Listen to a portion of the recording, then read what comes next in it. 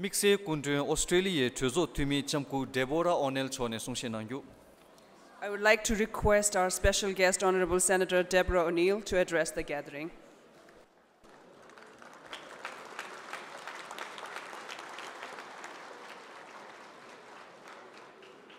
Well, good morning. And what an honour it is to be among you today. Can I acknowledge Sikyong Penpa Tensing? Thank you for your marvellous speech. So important to document here on the 65th Tibetan National Uprising Day, the progress of your cause and the voice of the will of your people. Can I acknowledge Mr. Speaker and Madam Deputy Speaker, Honourable Ministers, members of the Kashag, Honourable parliamentarians, including my fellow parliamentarians, Mr. Michael McCormack, former Deputy Prime Minister of Australia, Mr. Dean Smith, who is leading our delegation and speaking up in the Parliament of Australia, leading parliamentarians there as the head of our Tibetan Friendship Group, along with colleagues from across the chambers. Can I acknowledge my colleague from the Labor Party, Dean Smith? Can I acknowledge also Michael, a fellow parliamentarian joining us from Germany? Distinguished guests, ladies and gentlemen, boys and girls, and people of goodwill and compassion. I want to acknowledge the people and history, the culture and the struggle for peace of the peoples here in Dharamsala. I speak to you as a parliamentarian, but I also speak to you as a woman and a mother. We yearn for peace. Peace in our hearts, peace in our souls, peace in our relationships, peace between husbands and wives, peace in our families, peace for our children and their children, peace in our communities, peace in our homelands, peace in our region, peace in our world, peace in our time. And that yearning for peace, for the joy, the hope, and the good it brings, is a universal endeavour. It's the yearning that gives birth to the power of hope, to strength, to endurance, to forbearance, and to courage. And it is observed most clearly in times of struggle, in times when peace is elusive and efforts to quash hope are in ascendancy. And that is why I am here with you today, to join my small voice in our common human choir that sings out as one in harmony in all the glorious languages of the world. Our human hymn for peace for our peoples. Fundamental to the peace we yearn for is the security of freedom, both the freedom to and freedom from. Freedom to think, freedom to speak, to sing, to dance, to tell your history in voice or in writing, in the language of your people, and to practice the traditions of your forebears. We yearn for freedom from coercion of the mind, through the silencing of language, freedom from the banning of traditional, cultural and religious practices, freedom from the restriction of movement, freedom from the displacement of communities, freedom from the separation of children from their families, and freedom from coercive labour practices. Sadly, the Tibetan people know this struggle, live this struggle, and yet you remain people of hope, people of peace, people of strength, endurance, forbearance, and courage. It is an honour to be among you today on the 65th anniversary of the Tibetan National Uprising. I acknowledge the Tibetan diaspora, especially those back home in Australia, and I thank Mr. Karmasinghe and Zoe Bedford for all they have done and continue to do to serve the Tibetan cause and Tibet's inheritance in her children across the globe. But my message today is not just for Australian Tibetans or for those here at this gathering today. It is for Tibetans everywhere, free or captive. I am here, we are here, because we are free. We are people who live in a free nation that believes in democracy, in liberté, equality, and fraternity. We Australians will consistently and peacefully raise our concerns about the erosion of rights and freedoms in Tibet with the Chinese government. Our Prime Minister, our Foreign Minister have raised their concerns directly with their political counterparts. I repeat the words of Australia at the United Nations in January 23rd this year, just less than 2 months ago, and I quote, "Australia remains deeply concerned about ongoing restrictions on religious freedom, freedom of movement, and the suppression of linguistic freedoms in Xinjiang and Tibet. Australia is deeply concerned about reports detailing China's assimilationist policies, including forced labour transfer programs and the coerced separation of Tibetan children from their families through state-run boarding schools. What is China doing to address these concerns? And will China allow meaningful and unfettered access to Xinjiang and Tibet for independent human rights observers, including the UN High Commissioner for Human Rights and Special Procedures mandate holders? We will continue to ask that question. And you will continue to preserve your language, your Tibetan history, your cultural riches of dance, song, story and art, as we saw last night in the remarkable performances at Tippa. You will retain the leadership of His Holiness the Dalai Lama, who was identified by his own people and leads them alongside this governing body for all Tibetans, so ably led by the Honourable Sikyong Penpa Tsering of the Central Tibetan Administration. I thank you for your welcome here in Dharamsala. I congratulate you on your 65 years of hope and yearning. I give you my voice, my will, to continue to stand and speak with you in your determination to resist the serfdom of which His Holiness the Dalai Lama spoke in his 10th of March anniversary on the 2nd anniversary in 1961. I pray for the life of His Holiness the Dalai Lama. May we live in freedom. May we live in peace. May we always remember we are one in a common humanity.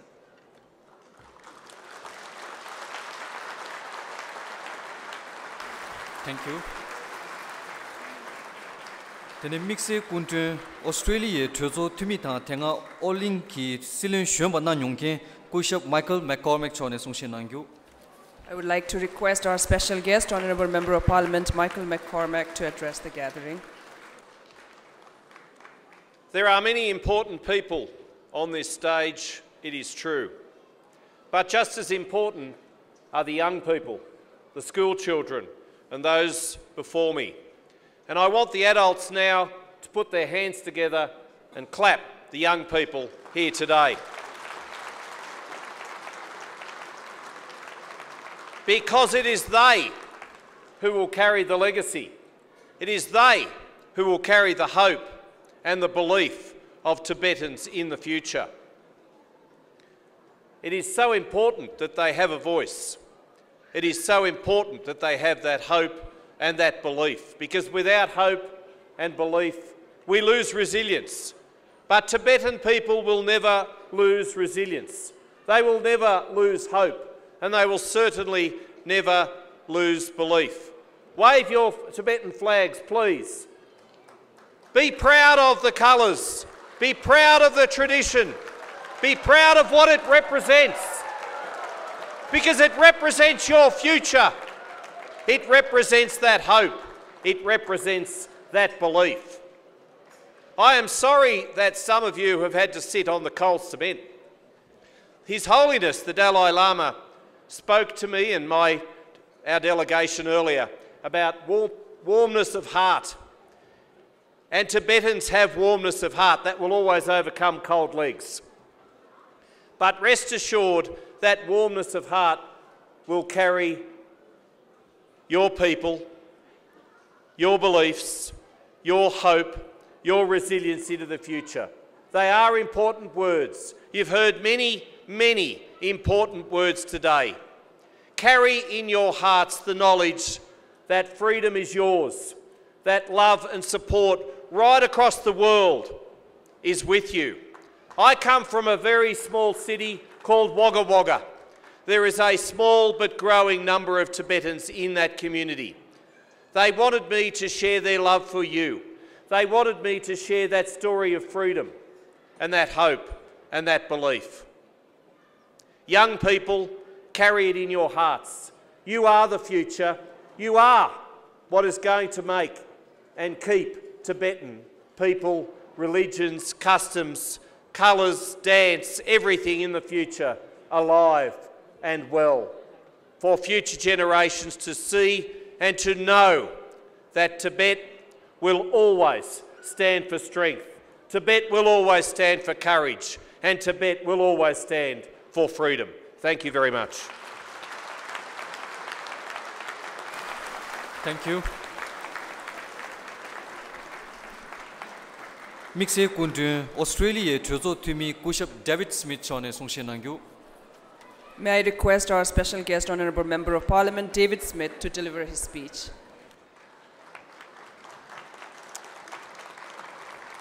Tashi Delek, and pardon my pronunciation. Honourable Sikyong, Speaker, Deputy Speaker, Minister, my fellow parliamentary representatives, all the wonderful people of Dharamsala who are with us today. It's such a privilege to be with you on this important commemoration. I come from the land of the Ngunnawal and Ngambri people, from Canberra in Australia, a land nestled in the foothills of the Brindabella Mountains, a land not quite as beautiful as Dharamsala, but a place where many of our cultures can freely practice religion and culture and engage in all aspects of community life, including in politics. 65 years ago today, thousands of Tibetan people lost their lives. We remember them and we remember their sacrifice. Thousands have and continue to have lost a home. We acknowledge their loss, but we also recognise how the diaspora has enriched so many communities of the world, from Dharamsala to my part of the world in the Brindabellas. Thousands of Tibetans have lost connections with family and friends, most cruelly demonstrated with the recent boarding school policies. We feel your heartache. And more broadly in Tibet, people have had their fundamental rights to freely practice faith and culture, to write, to dance, to sing, to talk, to be active in your communities, to ensure that the beautiful environment of the Himalayas survives into the next century. You've had those critical rights repressed. We recognise this, and we recognise our responsibility to act with you. As co-convener of the Parliamentary Christian Fellowship, and as someone who's active in Parliament's faith circles in Australia, I stand in solidarity with the people of Tibet and the diaspora in supporting the fundamental freedoms of religion and cultural practice. We recognise the courage of the Tibetan diaspora in speaking out on these issues across the world. In the last couple of days, we have been allowed an extraordinary window into a small part of your world through our visit to a nunnery at prayer time for a prayer for world peace, to a wonderful exhibition of the unique music and dance of Tibet. And it's great to see so many of the performers here again today. And then to the immense privilege of an audience with His Holiness, an apostle of peace and compassion that the world needs more than ever today. We support the middle way, a non-violent pathway to constructive dialogue between countries, particularly between China and the Tibetan administration, for a restoration of these fundamental rights. And we realise that requires Australia, as we have, to raise these fundamental human rights concerns in our multilateral and bilateral meetings with the Chinese government. As I said, we recognise the courage of the diaspora for raising these issues and making us aware. We will continue to raise these concerns and also recognise the consequence of the restriction of access to independent human rights observers in Tibet. The full enjoyment of human rights by everybody, everywhere, is something that we think is a core Australian value, but it's not limited to the foothills of the Brindabellas. It is a fundamental right of all humankind. And on this day, we recognise the significant losses and sadness of the Tibetan people, but we recognise your extraordinary courage and resilience and our responsibility to not only work with you, but to walk with you with hope in our hearts.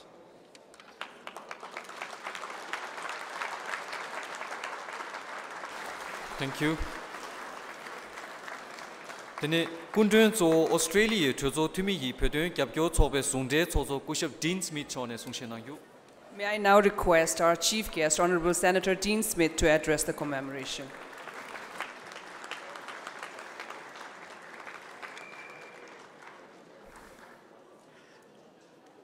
Tashi Delek. Na Australia na in. Ladies and gentlemen, it is indeed a very great honour to be here in Dharamsala with my Australian parliamentary colleagues on this very, very important occasion. And we come here to do a number of things. We come to bring some important news from Australia. As you have heard, the Australian Parliament speaks with one voice on Tibet. It speaks with one voice in calling out the forced separation of children from their families and them being put into boarding schools. It speaks with one voice in opposing the restrictions on political and religious freedoms for Tibetans in Tibet. It speaks with one voice in calling the international community to speak louder, to be more interested in the issues of freedom in Tibet. It is true, the world has got more complicated. The conflict in Ukraine, the conflict in Myanmar, the conflict in Gaza. But what that means is we must find more energy, not less, in meeting the struggle for a better appreciation of human rights across the world. But I bring you another important message from Australia, and that is that Australia's words are met with action. And as you heard from my Senate colleague Deborah O'Neill, earlier this year, the Australian government went to the United Nations and joined with other nations in calling out the continued human rights abuses of the Chinese Communist Party in Tibet. And we thank you for the courage that Tibetans in Tibet, that Tibetans in India, that Tibetans in Australia continue to show for this very, very important cause. And my final remark is one of encouragement. One of encouragement. And if I might just share my view, my encouragement to the next generation of Tibetan leaders, that to honour your family, to honour your legacy, to honour the Dalai Lama, the responsibility falls on you to be a loud voice, to uphold your traditions and customs, and to spread the word in India, in the United States, in Australia, that the world is with the Tibetan people, that the cause of human rights for Tibet is not a lost cause, but a cause that enjoys continued support and great activity. And finally, of course, from the Australian Parliament, we bring our prayers and best wishes for His Holiness the Dalai Lama, who has demonstrated great stewardship of Tibetan people in guiding them to democratic thought, democratic behaviour, in being a strong voice throughout the world for universal human rights. We are all blessed by his continued presence, and we wish him many, many years of good life and happiness ahead of him. Thank you. Thank you.